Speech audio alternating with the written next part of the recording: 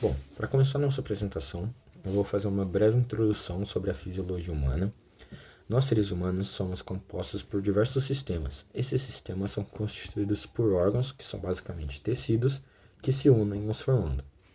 Dentre esses tecidos, nós temos quatro tipos básicos: o tecido epitelial, o nervoso, o muscular e o conjuntivo. O tecido epitelial ele é responsável por revestir superfícies externas do nosso corpo, cavidades corporais internas e os órgãos. O tecido nervoso ele é sensível a diversos tipos de estímulos e ele também tem a função de coordenar as atividades dos órgãos. O tecido muscular, que é responsável por diversos movimentos necessários para o bom funcionamento do nosso organismo, como por exemplo o batimento do nosso coração. E por último, o tecido conjuntivo, que é um grupo de tecidos com as mais diversas funções. Dentre eles, nós temos o tecido conjuntivo propriamente dito, que é um tecido de ligação, sustentação e preenchimento. O tecido conjuntivo frouxo, que é encontrado por todo o corpo envolvendo órgãos, serve de passagem a vasos sanguíneos e é importante para a nutrição dos tecidos. O tecido conjuntivo denso, que é responsável pela cicatrização. O tecido conjuntivo adiposo, que é basicamente a gordura, então ela serve de isolante térmico, reserva energética e também protege o nosso corpo contra diversos choques mecânicos. O tecido conjuntivo cartilaginoso, também, que é basicamente a cartilagem do nosso corpo.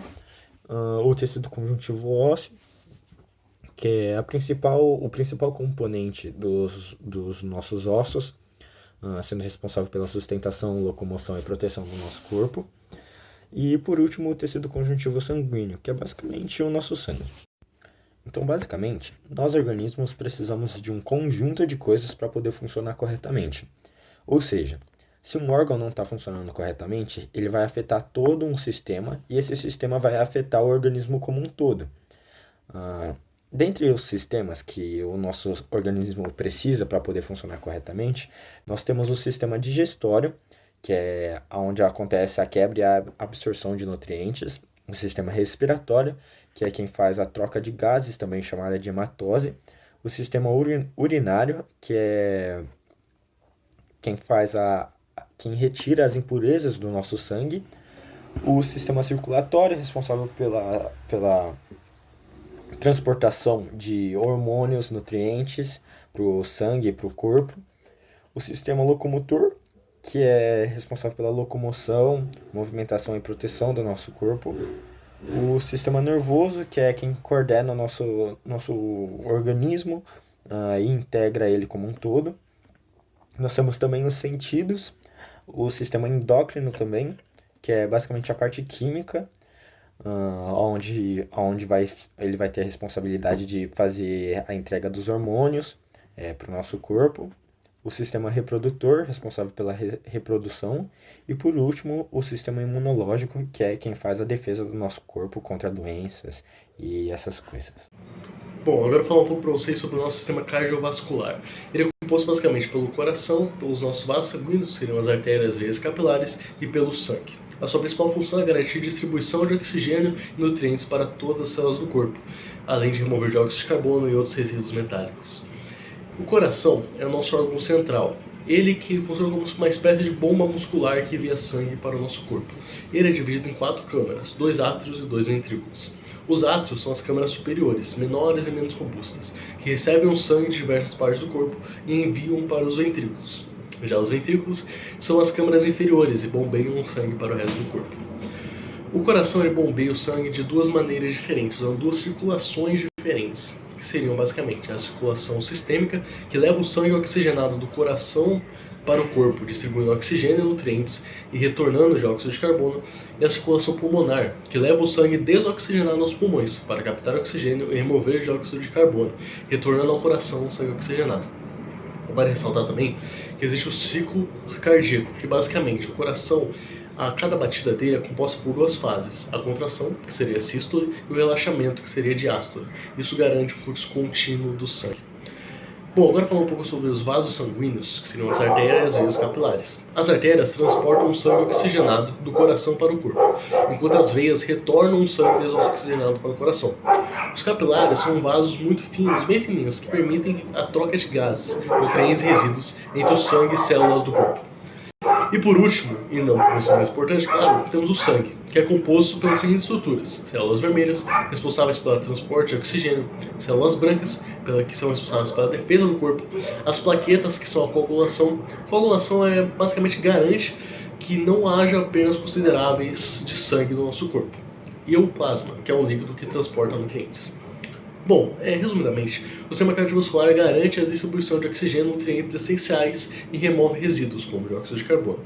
Isso é fundamental para manter nossas células vivas e funcionando corretamente. Isso também vale ressaltar que doenças como hipertensão, ataques cardíacos estão diretamente relacionadas ao sistema cardiovascular, o que reforça ainda mais a necessidade de cuidarmos do nosso coração. Bom, eu vou apresentar sobre o sistema respiratório. O sistema respiratório, ele é o principal responsável pela captação do oxigênio e a liberação do carbono. Nele, há duas divisões, a divisão condutora e a divisão respiratória.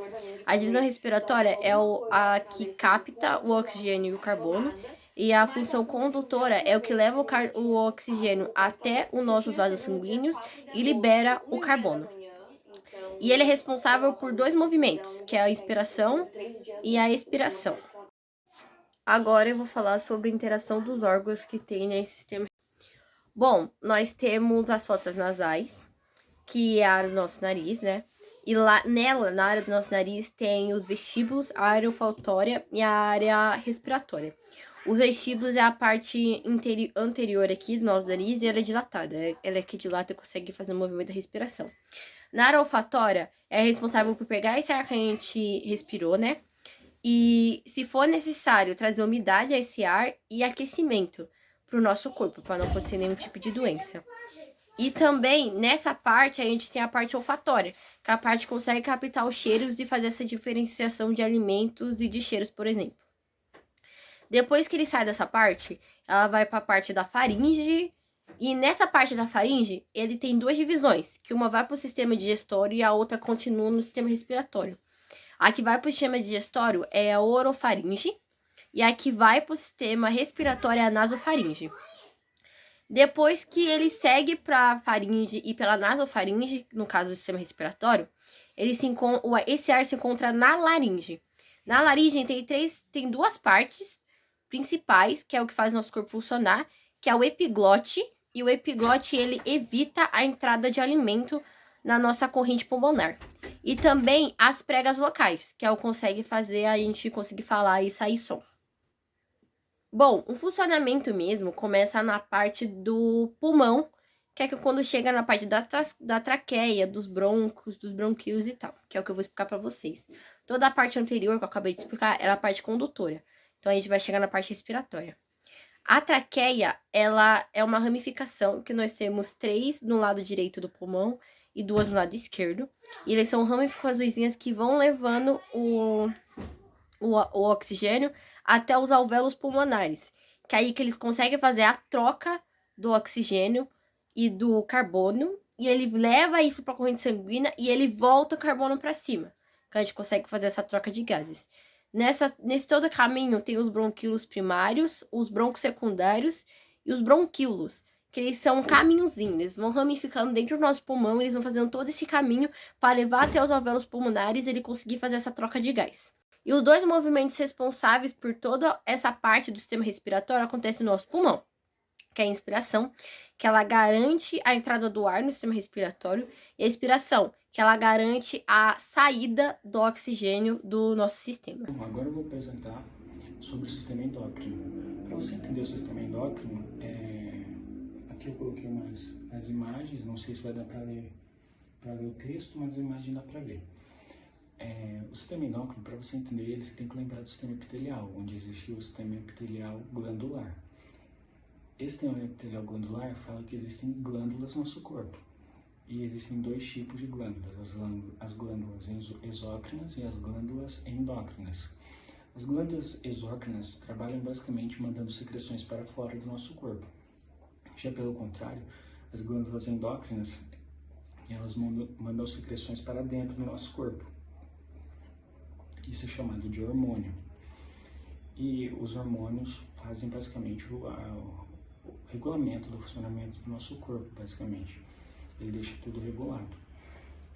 Aqui, eu não sei se vai dar para ver muito bem, mas aqui tem um exemplo de glândulas endócrinas que jogam nossos vasos sanguíneos, e os hormônios transportam de glândula para glândula, enviando uma mensagem. Isso eu vou explicar no próximo slide.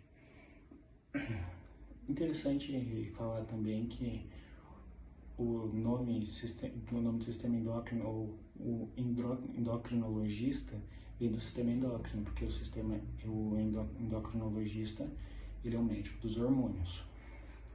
Passando para o próximo slide.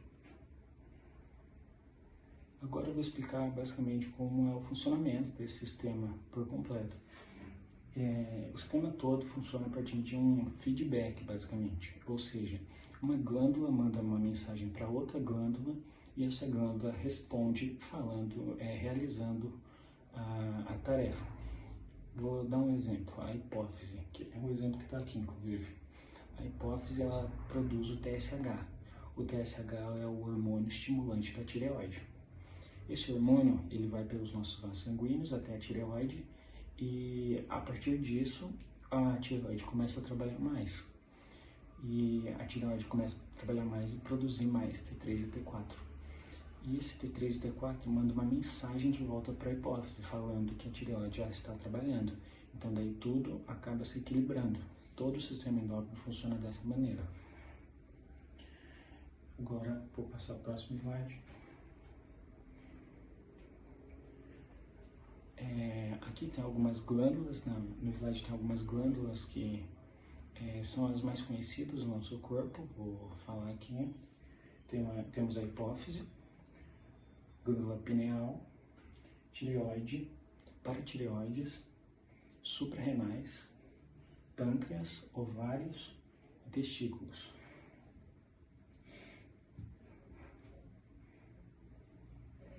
Agora eu vou falar um pouco mais sobre a hipófise. A hipófise basicamente é dividida em dois, a neurohipófise e a adenohipófise. Importante ressaltar também que a neurohipófise não produz hormônios, somente a adenohipófise produz hormônios. A neurohipófise, ela basicamente recebe hormônios do hipotálamo e armazena eles e libera eles em algum momento em que seja necessário. Agora eu vou falar um pouco sobre os hormônios que a neurohipófise produz, que a neurohipófise produz não, que a neurohipófise recebe do hipotálamo e libera na hora certa. Temos, primeiramente, o ADH. O ADH é basicamente o hormônio antidiurético, é muito conhecido assim. Também muito conhecido como vasopressina, normalmente vestibulares. Esse é o principal nome desse hormônio. E como que ele funciona? Pelo nome já dá para ter uma ideia, o hormônio antidiurético. Ele basicamente retém o líquido no nosso corpo. O que é diurético? O que é diurese? Diurese é praticamente fazer xixi.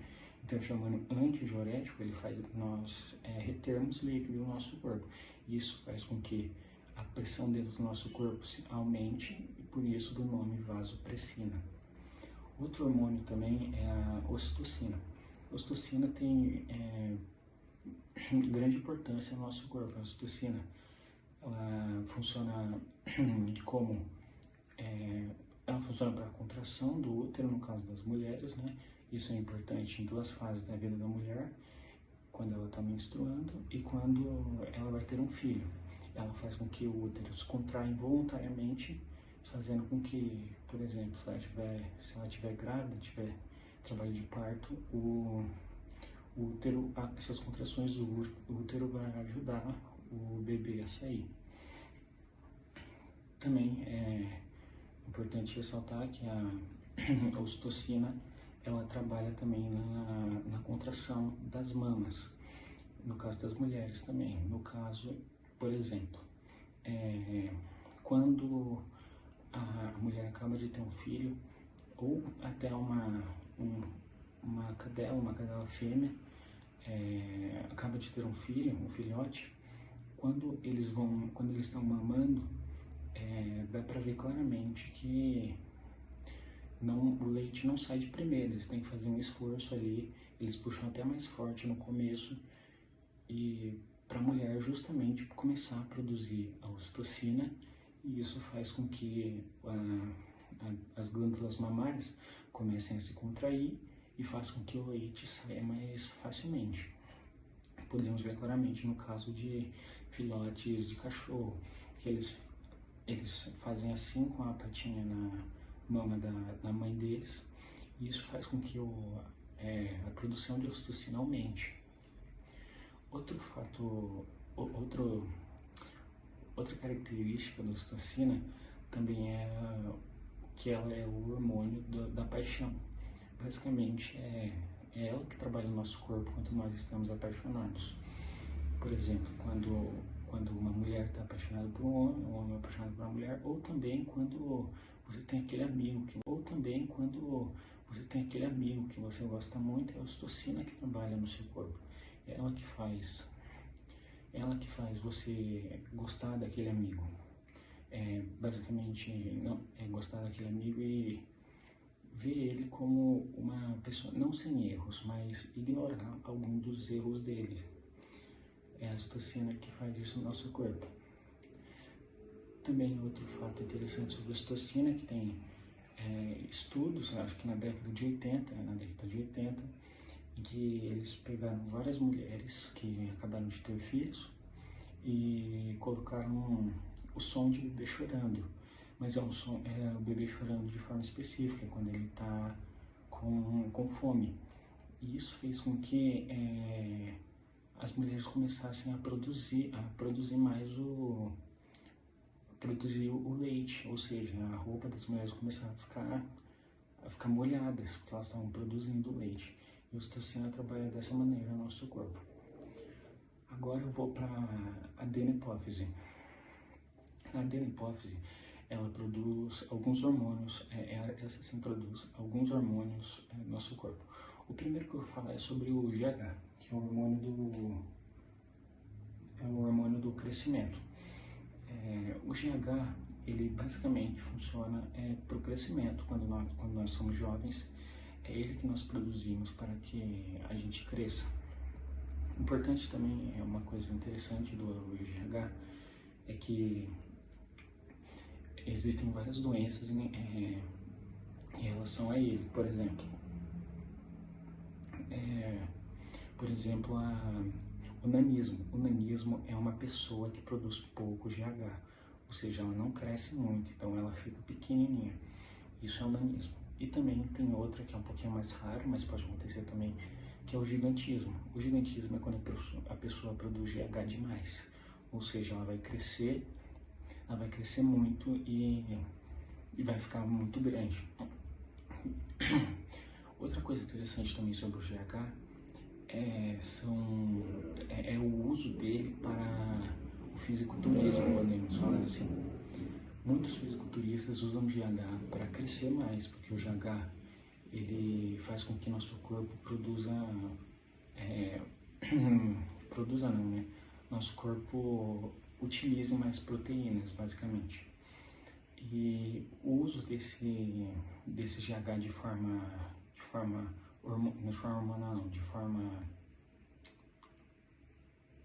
hormonal, basicamente, de forma que o objetivo seja crescer músculos com ele, pode causar uma doença que o nome é acromegalia. A acromegalia basicamente é quando você já passou sua fase de crescimento, ou seja, você parou de produzir GH, mas depois você começou a produzir GH novamente. Isso pode acontecer de forma natural, mas é bem mais raro normalmente acontece com fisiculturistas que usam de forma hormonal assim, e faz com que ela não volta a crescer se ela passar a produzir GH novamente, ela não volta a crescer. só cresce as extremidades do corpo dela. No caso, ponta dos dedos, cabeça, pé. Pode ver, normalmente, fisiculturistas que já usaram GH, pode observar bem que a cabeça deles é um pouquinho mais grande assim, mas é um pouquinho maior, a ponta dos dedos dele, o pé deles normalmente é bem mais esticado. Agora eu vou para outro hormônio da adenopófise, a prolactina. A prolactina, ela basicamente funciona ela que produz o leite no corpo da mulher quando ela acaba de ter um bebê. Ela que faz esse trabalho de produzir o leite. Basicamente isso sobre a ocitocina. A ocitocina não tem muitas coisas interessantes para eu falar. Os hormônios também que a adenopófise produz não são muito sobre o sistema endócrino, mas então não vou entrar muito em detalhes aqui, mas é a adenopófise que produz o FSH e LH. Esses hormônios eles funcionam no sistema reprodutor do nosso corpo, então não vou entrar muito em detalhes. O TSH, que eu já falei, que é o hormônio estimulante da tireoide, e também o ACTH. O ACTH ele é hormônio estimulante do córtex das suprarrenais. Também não vou entrar muito em detalhes. Pessoal, agora a gente vai estar falando um pouquinho sobre o sistema muscular esquelético, que, como o próprio nome já diz, é composto pelos músculos e pelo nosso esqueleto, que são os nossos ossos. A principal função dele vai ser a nossa movimentação mesmo, que acontece pela interação dos músculos com os ossos por meio dos tendões, ok? Dentro do nosso sistema muscular esquelético, a gente vai ter 3 tipos muito importantes de músculo, que vai ser o músculo estriado esquelético, que é o músculo mais abundante do nosso corpo, né? Que é o peitoral, o bíceps, todos esses músculos que você consegue controlar de forma voluntária. A gente vai ter o músculo estriado cardíaco, que aí já não é uma movimentação voluntária, obviamente, mas ele tem a mesma composição ali de tecido que os músculos estriados esqueléticos, e o músculo não estriado liso, né? Que são os músculos ali que vão fazer parte do nosso sistema digestório, né? E a movimentação deles, geralmente ali no movimento peristáltico, né? Para fazer a movimentação de líquidos ou de compostos dentro do nosso corpo, né? A gente ali dentro dos músculos estriados esqueléticos, a gente vai ter também os músculos de sustentação, que são os músculos usados para sustentar a nossa postura, né? E a gente vai ter também os esfíncteres, que eles são de sustentação prolongada, né? Que são os músculos que controlam a liberação dos nossos compostos, certo? Bom, a interação dos músculos e dos ossos, como eu já disse, é a movimentação, né? E ela se dá por meio da contração do músculo. Essa contração puxa o nosso tendão e faz com que a gente movimente os nossos ossos, né? Uma característica importante também dos músculos é a excitabilidade, né? Que é o fato de você conseguir mandar um sinal do seu cérebro para o músculo ele responder contraindo ou relaxando, né? E também a elasticidade, né? Que é ele voltar ao formato original dele depois daquela função ter sido cumprida. As doenças principais que a gente vai ter, que dizem relação a esse sistema, vai ser a osteoporose, né? Que vai ser a falta de minerais ali para o seu osso fazer uso. A artrite, que é uma inflamação das articulações, e as distensões e luxações, que vão ser aí não é necessariamente uma doença, né? Mas elas acontecem quando você tem uma pancada, sofre algum acidente, e aí a distensão, né? Quando o seu músculo ele estica além da conta, né? E as luxações acontecem nas articulações, que é quando você tem alguma pancada e ele se movimenta de uma forma não muito interessante para a articulação. E é basicamente isso. Obrigado pela atenção.